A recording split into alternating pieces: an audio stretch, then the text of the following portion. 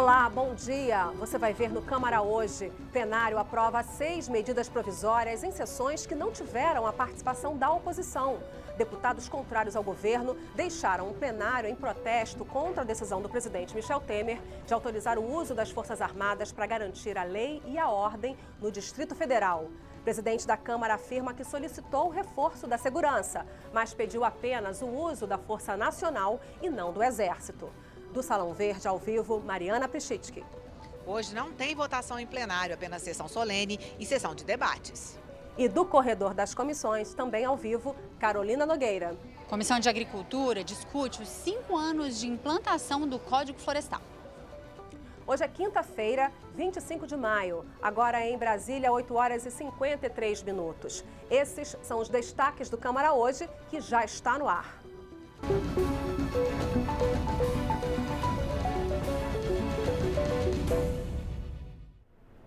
Nesta quarta-feira, a esplanada dos ministérios enfrentou forte manifestação contra o presidente Michel Temer. Os manifestantes também protestaram contra as reformas trabalhista e previdenciária em análise aqui no Congresso. Houve tumulto e até incêndios, e o Exército foi convocado para garantir a segurança. As sessões do plenário da Câmara nesta quarta-feira tiveram momentos distintos. Primeiro, a oposição queria o fim dos trabalhos por conta da manifestação contra o governo do presidente Michel Temer na esplanada. A sessão chegou a ser suspensa, mas quando foi retomada, o governo conseguiu aprovar 6 medidas provisórias e abrir caminho para a votação da reforma da Previdência em plenário a partir do início de junho. A oposição, que nas últimas semanas obstruía as votações, dessa vez resolveu deixar o plenário da Câmara. O motivo? O decreto baixado pela Presidência da República que prevê o emprego das Forças Armadas na esplanada dos ministérios entre os dias 24 e 31 de maio. Nós, da bancada do PT, reunidos com as lideranças das demais bancadas de oposição, nós vamos nos retirar do plenário, porque nós não concordamos em levar à frente essa sessão. Esse estado de sítio, não. Senhor presidente. Senado da República, idem. Vamos nos retirar do plenário da casa em protesto ao cerco. Tchau. Sem oposição, o governo conseguiu aprovar medidas provisórias que trancavam a pauta. 6 no total. Foram aprovadas as MPs que tratam da regularização de terras na Amazônia, em áreas urbanas em todo o país, das carreiras da Polícia Militar e do Corpo de Bombeiros Militar do Distrito Federal, da redução de salários dos trabalhadores para evitar demissões, da renovação da isenção da taxa de frete fluvial, da permissão para cobrar preços diferenciados nos cartões de débito e de crédito e do pagamento extra para os peritos do INSS que revisarem benefícios como auxílio-doença. Mas nesta quarta-feira, antes de todas essas votações, o plenário viveu momentos tensos. A manifestação na esplanada dos ministérios contra o governo de Michel Temer provocou um embate duro entre governo e oposição. Nesse momento, ao ocuparmos a mesa, ocupamos para garantir um debate, para garantir que esta casa não esteja de olhos fechados para os acontecimentos na esplanada dos ministérios. A segurança da casa pode tirar, isso aqui não é permitido. Não é permitido. É inadmissível essa algazarra, oposição predatória, oposição do quanto pior, melhor. Direta já! O povo quer votar! Direta já! Cadê os outros aí? Quer votar! Nós estamos aqui no embate que chega algumas vezes às profundezas das emoções e que se termina perdendo a razão de ser do próprio parlamento. E esse equilíbrio nós temos que ter. Segurança da casa, segurança da casa. A sessão está suspensa por 30 minutos. Com tudo aprovado, o governo está otimista em manter o cronograma de votação da reforma da Previdência em plenário. A base está forte, mais unida do que estava. Vamos continuar conquistando votos para dentro de 15 dias votar a reforma da Previdência. As medidas provisórias seguem agora para análise do Senado Federal. E por causa do tumulto na esplanada, o presidente da Câmara, Rodrigo Maia, pediu apoio da Força Nacional para proteger os manifestantes e o patrimônio público. Mas o decreto presidencial, publicado em edição extra do Diário Oficial da União, prevê o emprego das Forças Armadas na esplanada dos ministérios entre os dias 31 de maio, ou melhor, até o dia 31 de maio. Logo depois das votações em plenário, o presidente da Câmara comentou a aprovação das medidas provisórias e o uso das Forças Armadas para conter a manifestação. Maia disse também que vai pedir ao governo que cancele o ato de convocação do Exército para a proteção da esplanada. O governo fez o desmentido de que o pleito em relação ao Exército era nosso, era meu.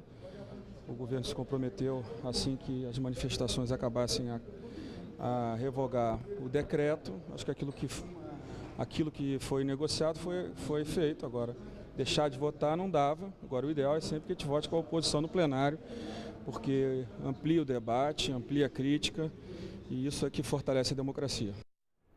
Vamos direto para o Salão Verde conversar com a repórter Mariana Prischitz. Mariana, bom dia. Você está aí agora pela manhã, justamente com líderes partidários para analisar todos esses acontecimentos, não é isso? Bom dia.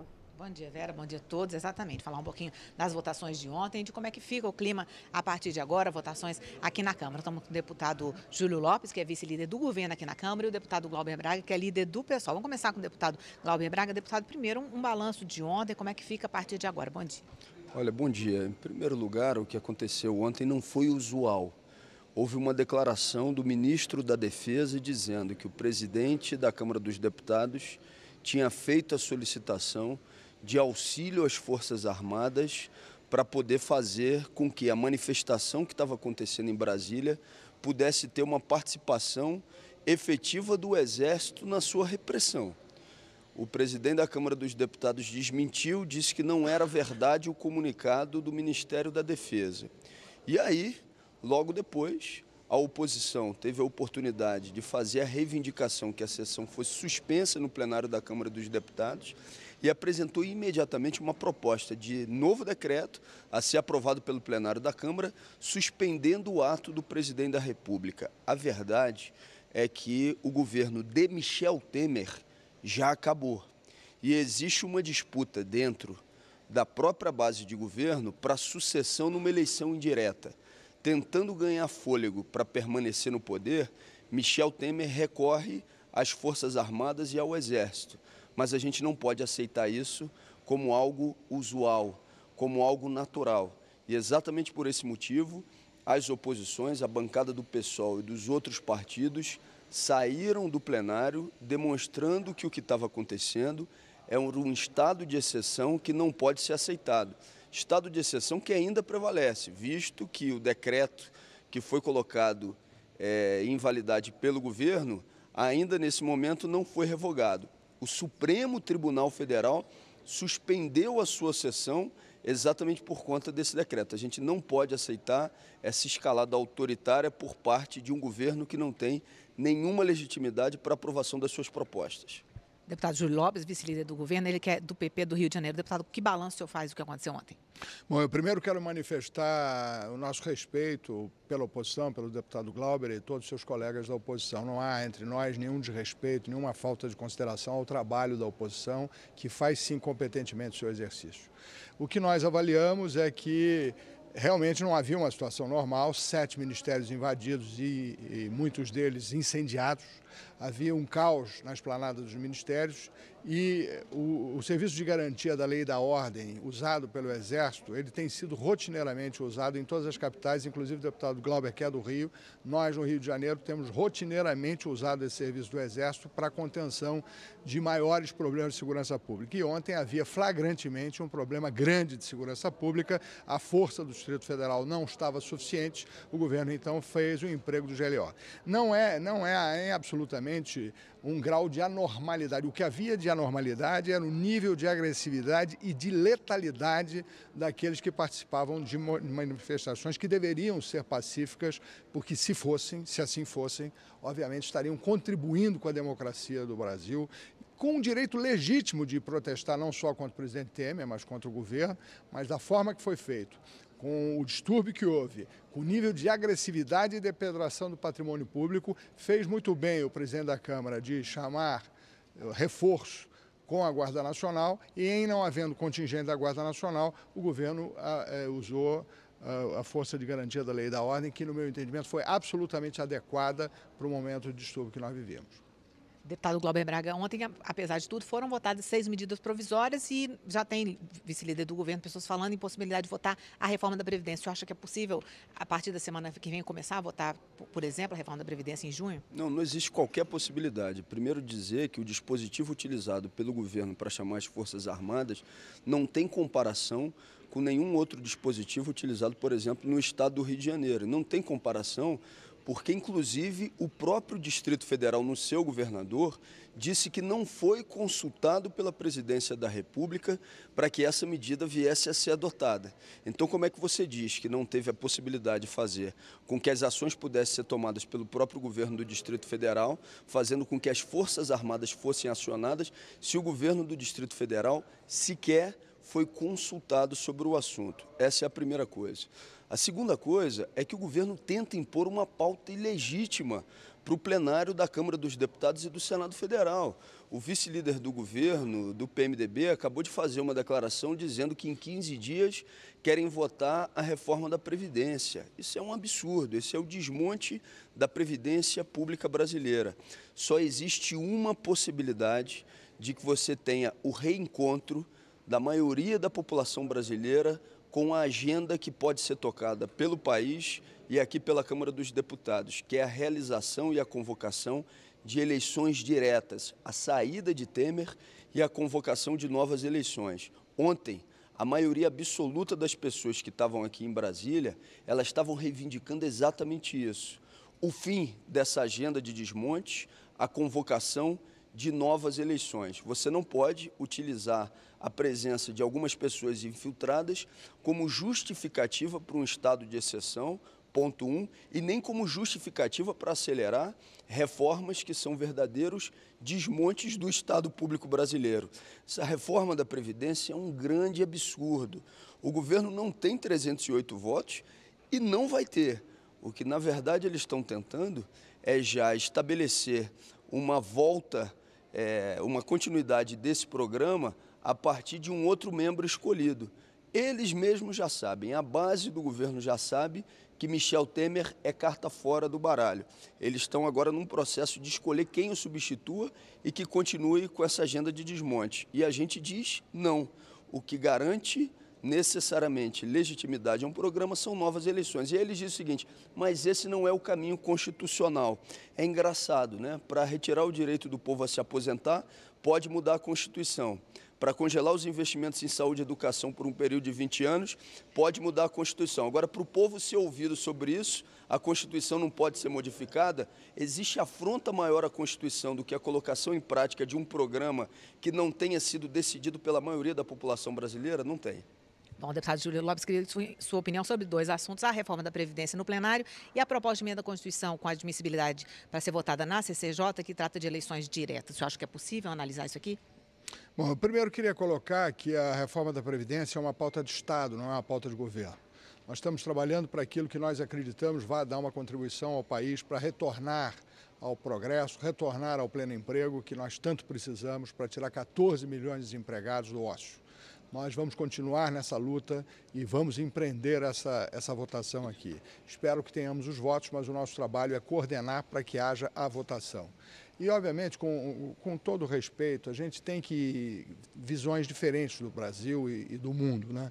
O que nós acreditamos é que o Brasil precisa de uma pauta de responsabilidade fiscal, de uma pauta de adequação das suas contas. O que é absurdo são sindicatos gastarem fortunas em ônibus fretados, que saíram só do Rio de Janeiro, 140 ônibus, para chegarem aqui e depredarem o patrimônio público usando o dinheiro da senhora, usando o dinheiro do senhor, que é compulsoriamente pago aos sindicatos. O que nós fizemos foi liberar uma lei anacrônica de mais de 40 anos. Se o senhor quiser contribuir com o seu sindicato, que assim o faça, mas se o desejar, facultando ao senhor o desejo e o direito de ser sindicalizado ou não, de pagar ou não o seu sindicato. O que houve aqui foi uma depredação enorme de patrimônio público financiado por sindicatos que agiam no interesse de cúpulas, que manipulam recursos enormes, que têm direitos que o senhor e que a senhora não têm, usando verbas que são suas. Foi nesse sentido que o governo agiu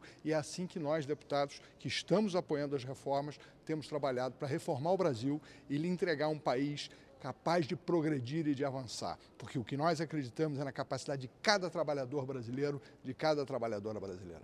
Deputado Júlio Lopes, deputado Glauber Braga, obrigada pela entrevista. Vamos voltar com a Vera. Muito obrigada.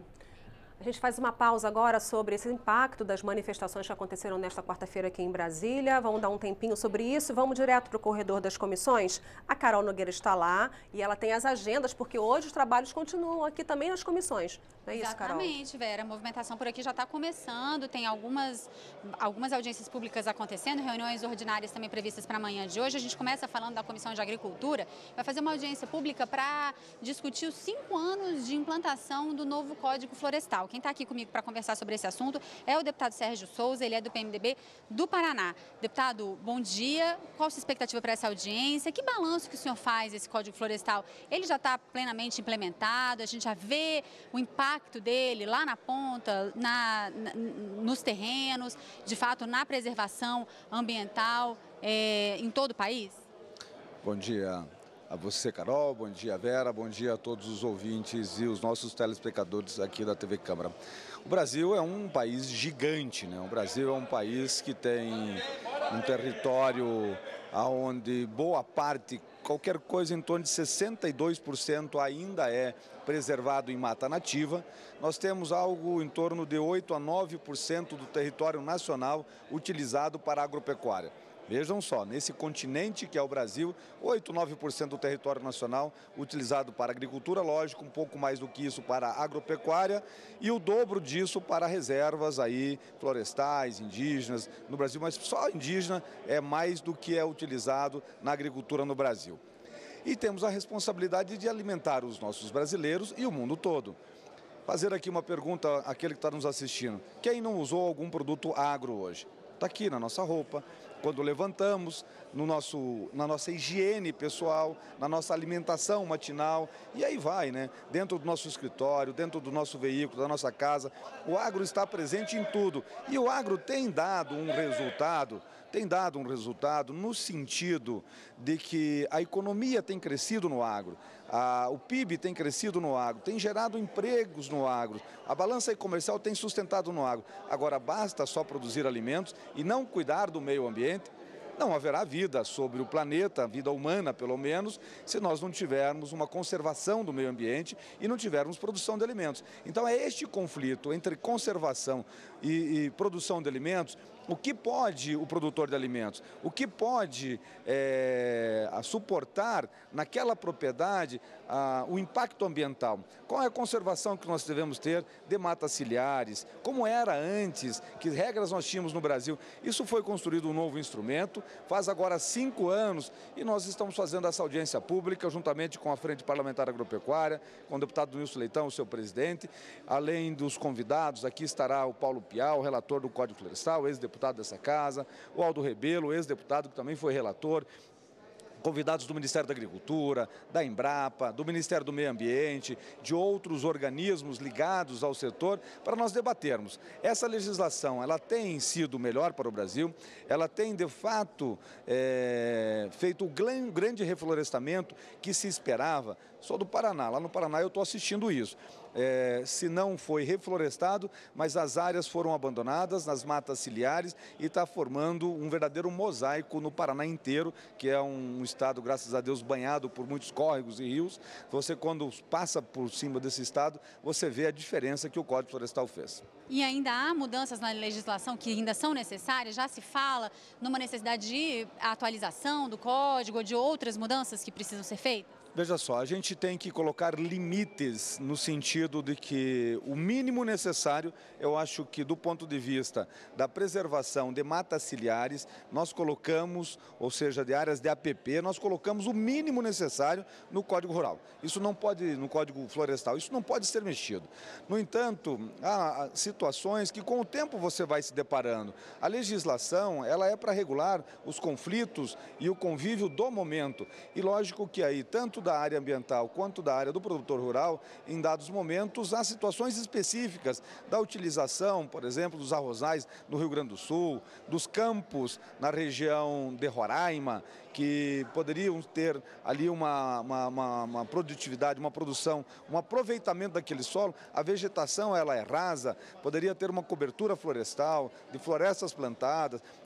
Você tem que também buscar um equilíbrio entre o econômico e o necessário para um país também. Nós somos o segundo maior produtor de alimentos do mundo. O Brasil, nós assistimos recentemente numa operação com relação à carne, um desmanche de um patrimônio que o Brasil construiu de sanidade animal para o Brasil e para o mundo. Então nós temos que ter uma responsabilidade muito grande nesse sentido, porque lá fora nós temos os nossos competidores diretos que querem ver o Brasil caindo na sua produção, na sua produtividade, porque isso faz aumentar os seus preços, mas aumentando lá, aumenta também os preços aqui para os consumidores brasileiros. Deputado Sérgio Souza, obrigada pela sua entrevista. Vera, a gente devolve para você aí no estúdio. Daqui a pouquinho a gente volta para falar de outras agendas aqui do Corredor das Comissões. Tá bom, muito obrigada, Carol. Pode chamar quando quiser.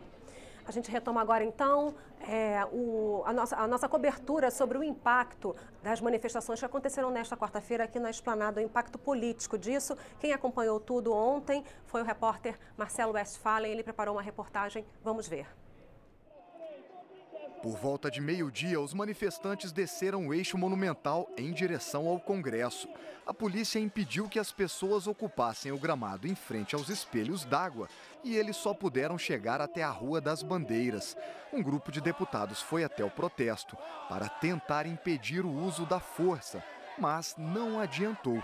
Depois de provocados com pedradas, policiais usaram bombas de efeito moral e gás de pimenta. No cálculo da Polícia Militar, haviam cerca de 25 mil manifestantes. Já no cálculo dos organizadores do evento, havia pelo menos o dobro, 50 mil pessoas, todas com uma exigência em comum: a saída imediata do presidente Michel Temer e a convocação de eleições diretas já. No meio da tarde, os manifestantes provocaram um incêndio no Ministério da Agricultura. As chamas se alastraram e os bombeiros tiveram dificuldade para chegar ao local. O Ministério da Fazenda também foi incendiado. Pelo menos 5 ministérios foram alvo de depredação e todos os prédios da esplanada dos ministérios foram evacuados. Na Câmara, deputados se dividiram quanto às manifestações. O que mais marca no Brasil de hoje é uma profunda crise do Executivo, denúncias gravíssimas, um presidente apegado ao cargo, agarrado, botando até forças armadas para se proteger de uma indignação que cresce no país, que é generalizada. A situação é absolutamente excepcional. A casa está funcionando, apesar dos 50 mil brasileiros, não todos, que vieram para a Esplanada destruir os vidrais lindos da Catedral, que tristeza, e botaram fogo em 4 ministérios. Não é assim que nós vamos reformar o país. A gente faz um apelo à oposição e aos líderes sindicais que com o imposto sindical trouxeram 40, 50 mil pessoas, jovens que vieram aqui ganharam R$400, que nem sabiam por quê. E o presidente Michel foi seguro e botou o exército. Logo após, o ministro da Defesa, Raul Jungmann, em entrevista coletiva, afirmou que as forças federais iriam reforçar a segurança na esplanada dos ministérios. O senhor presidente da República decretou, por solicitação do senhor presidente da Câmara, uma ação de garantia da lei e da ordem. E nesse instante, tropas federais já se encontram aqui neste palácio, no Palácio do Itamaraty, e logo mais estão chegando tropas para assegurar que os prédios dos ministérios sejam mantidos incólumes. Na sessão plenária, o presidente da Câmara afirmou que não solicitou a presença do Exército, mas sim da Força Nacional. Por parte do presidente da Câmara, o pedido de apoio da Força Nacional para garantir a segurança e a ordem no prédio do Congresso Nacional e no seu entorno.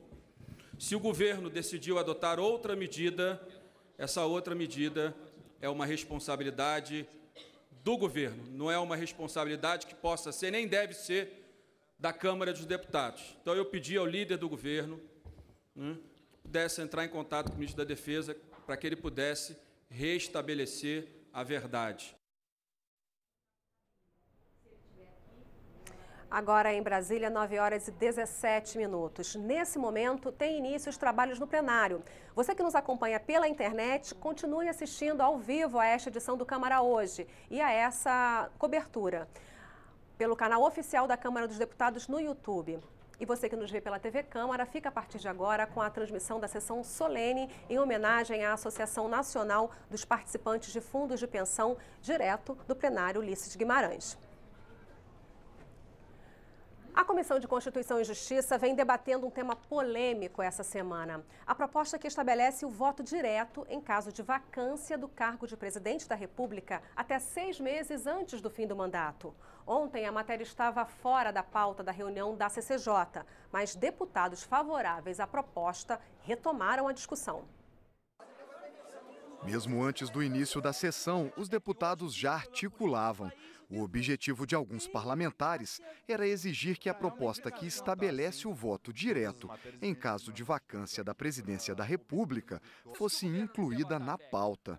Mas o presidente Rodrigo Pacheco determinou que a matéria será votada em uma sessão com pauta única, provavelmente na semana que vem. O deputado Chico Alencar defende que o povo escolha o presidente do Brasil. Ele acredita que a matéria será votada em breve. Estou com essa esperança de que ele, cumprindo o regimento, artigo 46, parágrafo 4º, vai chamar uma sessão especial extraordinária, como 22 de nós já pedimos, e é o número regimental, para a próxima quarta-feira de manhã. Vamos aguardar, eu aposto no Rodrigo Pacheco. O deputado Marcos Rogério criticou a postura dos deputados que se dizem favoráveis à eleição direta. O que nós não podemos é ficar na CCJ até essa hora, daqui a pouco começa a ordem do dia no plenário, com esse jogo de cena. E é jogo de cena o que está acontecendo aqui, com todo respeito. O presidente da CCJ, Rodrigo Pacheco, negou que o presidente Michel Temer esteja fazendo algum tipo de pressão contra a proposta. Ele explicou que está tentando costurar um acordo entre o governo e a oposição. O que eu quero é fazer com que a base e a oposição sentem e cheguem a um bom termo quanto à oportunidade de se pautar essa PEC. E repito, caso não haja um consenso em relação a isso, nós exerceremos a prerrogativa da presidência da Comissão de Constituição e Justiça e pautaremos a PEC. Para mim. Vamos direto para o corredor das comissões conversar mais uma vez com a repórter Carolina Nogueira. Carol, está me ouvindo? Oi, Carol. Quais são as informações agora? A gente agora vai falar sobre a comissão que trata dos direitos das pessoas idosas. Tem uma audiência pública que vai começar daqui a pouquinho para falar sobre as regras que devem ser seguidas nos asilos, nessas instituições de acolhimento de pessoas idosas no Brasil todo. Quem está aqui comigo para conversar sobre isso é a deputada Carmen Zanotto, do PPS de Santa Catarina. Deputada, bom dia, obrigada por estar aqui com a gente. Essas regras já existem, a ideia é rever essas regras. O que vai ser discutido exatamente na audiência? Bom dia. A audiência tem como objetivo discutir o funcionamento dessas instituições de longa permanência, mais conhecidas como os nossos asilos. A população está envelhecendo, nós já temos normas determinadas pela Anvisa e também pelas secretarias estaduais, mas tem uma preocupação muito grande que é o custeio dessas instituições. Basicamente, as instituições são filantrópicas e sobrevivem de recursos que a própria comunidade, com suas festas, busca durante o ano para manter. As normas cada vez mais estão exigindo profissionais de nível superior, como profissionais da enfermagem, da farmácia bioquímico, fisioterapeuta, nutricionista, e o custo para manter esta população nessas instituições, ele é muito elevado. E o que as instituições recebem não cobre as suas despesas. Então, a gente está discutindo como melhorar o financiamento dessas instituições de longa permanência, como o país vai se preparar para garantir as vagas, porque a população está envelhecendo e os filhos não estão mais com a cultura de permanecer em casa para cuidar dos seus idosos, até em função da nova realidade que a gente vive, que é todo mundo está indo para o mercado de trabalho, homens e mulheres, e com isso não consegue mais disponibilizar um tempo para cuidar dos seus idosos. Então, a gente precisa ampliar as estruturas e, em especial, também discutir as estruturas públicas, porque a sobrecarga das instituições filantrópicas é muito grande. Deputada, a maior preocupação é ampliar a oferta, garantir a qualidade, porque também ter um espaço, um local para abrigar esses idosos e a qualidade não ser garantida, qual a maior preocupação? O financiamento, porque as normas exigem os espaços físicos adequados, com todas as técnicas e normas de segurança, com rampa, com corrimões, exige equipe multidisciplinar, mas os recursos financeiros para que essas instituições possam fazer frente ao dia a dia não correspondem. Então, elas sobrevivem basicamente de parte do vencimento do aposentado, e a grande maioria das pessoas que estão nas instituições filantrópicas recebem um salário mínimo ou recebem o BPC, que é o benefício da prestação continuada. E parte desse recurso fica para a manutenção da instituição, mas eles são insuficientes em função da equipe multidisciplinar, da estrutura que essas instituições precisam ter e a adequação que elas precisam ter. Algumas estruturas, por exemplo, o asilo da minha cidade tem 100 anos, eu sou voluntária lá, e as normas exigem readequação dos banheiros, dos quartos, do piso, e para isso a gente precisa de recursos e precisamos discutir de onde virão esses recursos, além de ser da sociedade, da comunidade, através das suas promoções. O BPC que está em discussão na reforma da Previdência. Esse assunto pode ser tocado lá? Existe algum temor que isso tenha algum impacto? Se o financiamento já é pouco, as pessoas tendo um certo recurso, o que pode mudar? Nós não podemos, estamos trabalhando pela manutenção do BPC, a reforma da Previdência precisa ter no seu texto um outro olhar, porque nós estamos falando de homens e mulheres que não tiveram a mesma oportunidade, as mesmas condições de trabalho. E é na fase da sua vida que ela mais precisa do poder público. Então, o BPC precisa ser mantido nas regras que nós temos hoje. Deputada Carmen Zanotto, obrigada pela entrevista, obrigada por estar aqui com a gente. A gente volta ao estúdio com a Vera. Obrigada, Carol. O assunto agora é a atuação dos deputados nas comissões parlamentares de inquérito. A segunda CPI da FUNAI-INCRA foi prorrogada por 30 dias. O pedido foi feito pelo presidente da comissão, o deputado Alceu Moreira, e acatado pelo presidente da Câmara. O prazo da comissão terminaria amanhã, mas a votação do relatório final ainda não foi concluída. As reuniões marcadas para ontem foram canceladas. Na semana passada, 2 reuniões da CPI foram interrompidas pelo início da ordem do dia no plenário. O texto base do relatório final do deputado Nilson Leitão, do PSDB do Mato Grosso, chegou a ser aprovado e um destaque foi rejeitado. Falta votar 2 destaques da bancada do PT, que é uma tentativa de alterar o texto principal. Um deles pretende retirar do relatório o indiciamento de cerca de 90 pessoas, entre elas antropólogos, funcionários da FUNAI e do INCRA e dirigentes de organizações não governamentais, como o Conselho Indigenista Missionário. A primeira CPI da FUNAI-INCRA terminou em agosto do ano passado, sem votar um relatório final. A CPI FUNAI-INCRA é a única comissão parlamentar de inquérito em funcionamento atualmente aqui na Câmara. Mas o deputado Cabo Sabino, do PR do Ceará, apresentou nesta quarta-feira um requerimento para a criação de uma CPI sobre as doações de campanha feitas pelo grupo JBS. O requerimento inclui a investigação de contratos com o BNDES e supostos crimes contra o sistema financeiro, evasão de divisas e ingerência no CAD. Todos aparecem na delação dos donos do grupo, feita à Procuradoria-Geral da República e homologada pelo Supremo Tribunal Federal. Outros 5 pedidos de criação de CPIs apresentados este ano aguardam decisão do presidente Rodrigo Maia. Veja agora outros destaques desta quarta-feira aqui na Câmara. A delegação da Assembleia Popular Nacional da China visitou a Câmara dos Deputados. O objetivo foi estreitar as relações com o Parlamento brasileiro e trocar experiências na área de direitos humanos.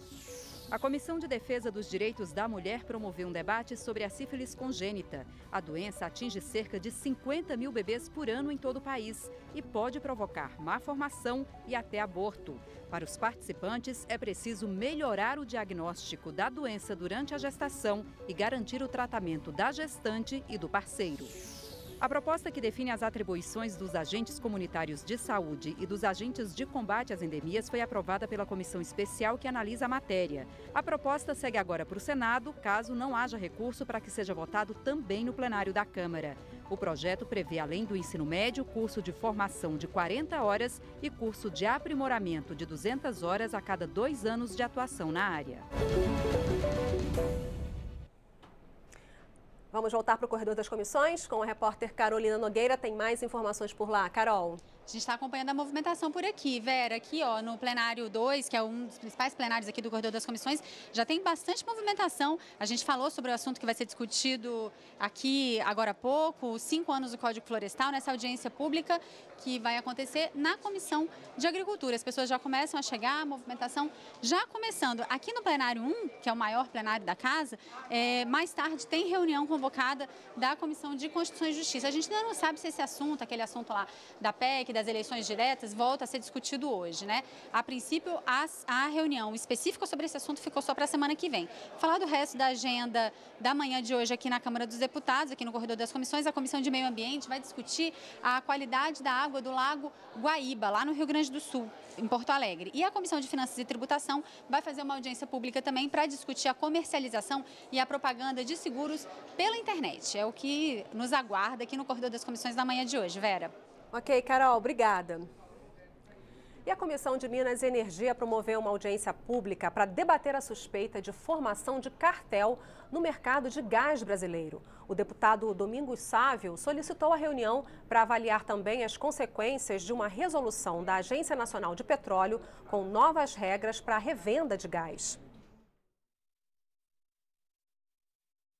Por poucos. Um pequeno grupo que faz acordos entre si dificulta a livre concorrência e combina preços. Nós estamos tendo indícios, denúncias de que há uma tendência de formação de cartel. Quem que paga o pato? O consumidor final, que acaba sendo lesado. E nesse caso, além do consumidor, a gente começa a receber reclamação do revendedor, que é normalmente microempresas, pequenos empresários que estão lá na ponta distribuindo esse produto, mas que na verdade só é envasado por pouquíssimas distribuidoras no Brasil. Essas distribuidoras são credenciadas na Agência Nacional de Petróleo e nós estamos percebendo que há alguns mecanismos que facilitam a existência do cartel. Aqui o que eu vejo, na verdade, é levantar de uma suspeição se a sistemática de funcionamento do setor conspira ou não contra a sociedade. A gente acredita que comprova que não conspira contra a sociedade. Outro ponto bastante debatido na audiência pública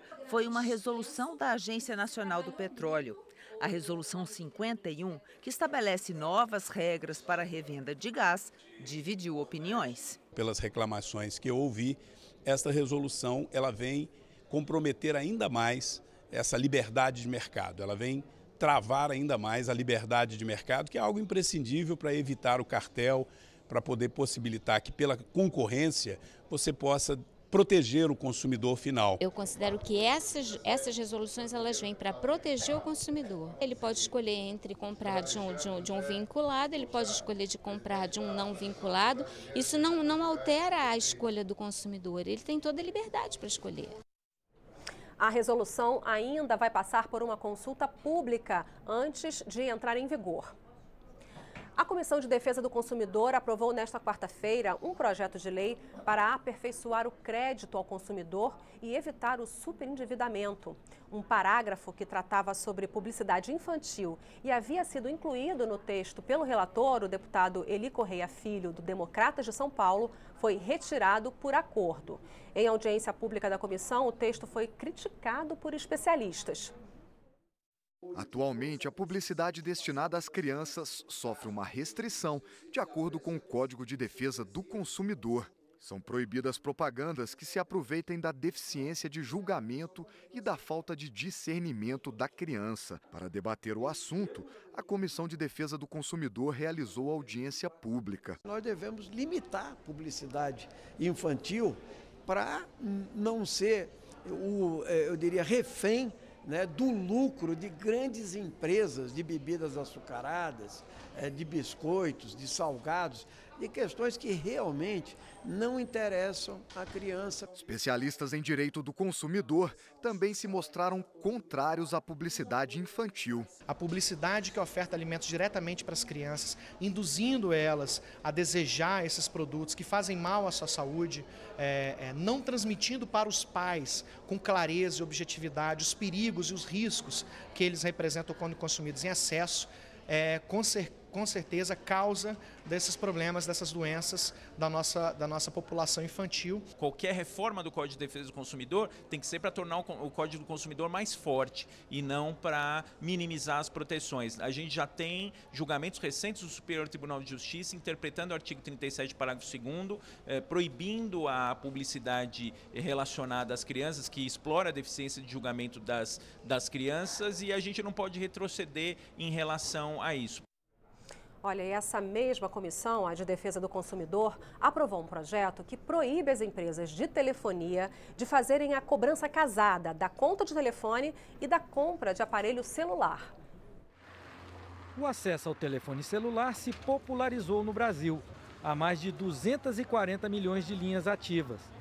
Atraído pelas promoções, o consumidor acaba comprando um aparelho novo junto com um plano de prestação de serviço. Quando não consegue pagar, acaba ficando sem ligações na sua linha, mesmo que volte a usar o aparelho antigo. O Código de Defesa do Consumidor proíbe a venda casada de produtos e serviços, mas não impede a cobrança casada. Se houver falhas no contrato, o consumidor pode buscar o PROCON ou um advogado, o Poder Judiciário, para renegociar ou cancelar aquele contrato. Agora, se proteger de uma cobrança que ele efetivamente, de um contrato que ele efetivamente celebrou, não há como se proteger. É como a gente gosta de falar, né? O acordado não sai caro. Uma resolução da Anatel já garante ao consumidor exigir das operadoras, sem qualquer tipo de ônus, a emissão de documento de cobrança em separado para cada serviço por elas prestado. Uma proposta de lei aprovada na Comissão de Defesa do Consumidor torna obrigatória essa separação. Ela proíbe que seja feita a cobrança casada no mesmo código de barra do bem e do serviço, né?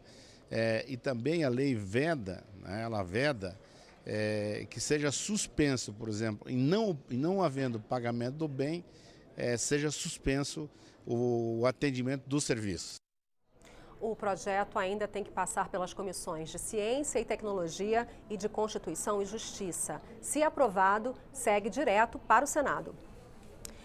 E a Comissão de Segurança Pública e Combate ao Crime Organizado aprovou o projeto que institui a Política Nacional de Estatísticas de Violência contra a Mulher. O objetivo é organizar dados colhidos em todo o país para ajudar no combate a esse tipo de violência. Mas o relator retirou do texto a possibilidade de o cadastro também incluir os transexuais. O Penainfo será uma espécie de banco de dados que vai conter os principais dados de violência contra a mulher. Os deputados acreditam que é importante conhecer o perfil completo dos agressores e das mulheres agredidas, além das informações sobre os locais onde a agressão ocorre. O relator, deputado Lincoln Portela, afirmou que o cadastro vai monitorar todo tipo de violência contra as mulheres. Não apenas a violência doméstica, eu acrescento a violência, o assédio moral no trabalho, o assédio sexual no trabalho, o assédio na rua, o assédio nos veículos de transporte de passageiros. Então nós temos que trabalhar essas coisas no Brasil. Esta estudiosa no assunto fala sobre algumas informações que, na opinião dela, as autoridades precisam conhecer. Que tipo de crime as mulheres são vítimas? Quem são os agressores? Quem é aquela mulher vítima de violência? Qual a cor dela, né? Qual a classe social? Onde ela foi ferida? que horas ela sofreu a violência. Então, são dados que ainda precisam ser organizados nacionalmente. Mas o relator retirou do texto a palavra gênero e substituiu por sexo feminino. E assim o projeto acabou sendo aprovado pela comissão. Com isso, ficam excluídos do cadastro os travestis e os transexuais femininos. E sobre este ponto do projeto, a especialista e o relator discordam. Dia 8 de março, Dia Internacional da Mulher, ou seja, a política é política pública voltada para as mulheres, como define bem o texto da Lei Maria da Penha. Então eu resgato a questão de mulher. Se eu deixo o gênero, pode ser uma política pública para homem. Pessoas travestis e transexuais femininas estão protegidas pela Lei Maria da Penha. Então, como é que a Lei Maria da Penha protege essas pessoas e um sistema de dados vão excluir essas pessoas que venham sofrer violência desses dados serem incluídos no sistema? Há uma incoerência e ainda é tempo do Congresso, não é, da Câmara dos Deputados, corrigir esse equívoco que foi aprovado pela Comissão de Segurança Pública. O projeto ainda vai ter que ser votado pela Comissão de Constituição e Justiça e depois pelo plenário da Câmara. E a Câmara premiou 5 entidades da área de saúde com o prêmio Dr. Pinotti. Elas foram homenageadas por terem se destacado na qualificação e na promoção do acesso aos serviços de saúde da mulher. A entrega do prêmio Dr. Pinotti reuniu os representantes de entidades de 5 estados diferentes: o Hospital da Mulher do Maranhão, Maternidade Santa Luísa de Marilac, no Ceará, Fundação Santa Casa de Misericórdia do Pará, Banco de Leite Humano Santa Ágata, em Rondônia, e a Maternidade Nossa Senhora da Luz, do Paraná. Todas selecionadas a partir da indicação de parlamentares e com votação feita por um conselho definido pelos líderes partidários. As entidades foram consideradas como exemplo na promoção do acesso e da melhoria do atendimento às mulheres. O Hospital da Mulher atende em média 3.000 mulheres, né?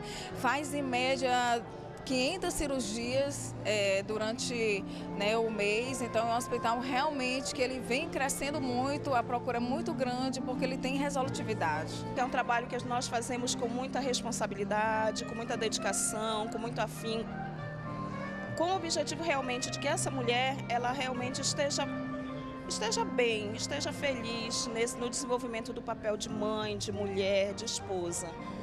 Então, para a gente, realmente, um prêmio, além de ser uma surpresa, ela é uma grata surpresa. A premiação é entregue sempre no final de maio, já que no dia 28 é comemorado o Dia Nacional de Redução da Mortalidade Materna. O prêmio leva o nome do médico ginecologista José Aristodemo Pinotti, falecido em 2009. Ele foi deputado por 3 mandatos e trabalhou muito para melhorar o atendimento da saúde pública, em especial às mulheres. É uma homenagem ao Dr. Pinotti, que teve a oportunidade de passar aqui na Câmara, teve mais de 1.300 publicações relacionadas à saúde da mulher. E assim a gente reconhecer durante o ano 5 instituições do nosso país que têm esse trabalho voltado à saúde das mulheres, que elas sirvam de incentivos a outras instituições também a darem uma atenção especial à saúde da mulher.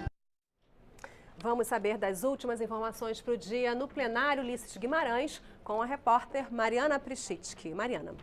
Vera, no plenário acontece nesse momento uma sessão solene que é em homenagem à Associação Nacional dos Participantes do Fundo de Pensão.